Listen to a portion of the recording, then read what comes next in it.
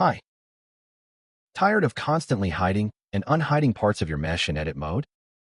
In this quick Blender tutorial, I'll show you a super clean trick using geometry nodes to freeze any selection of vertices, edges, or faces. They stay exactly where they are, fully visible, but protected from accidental edits.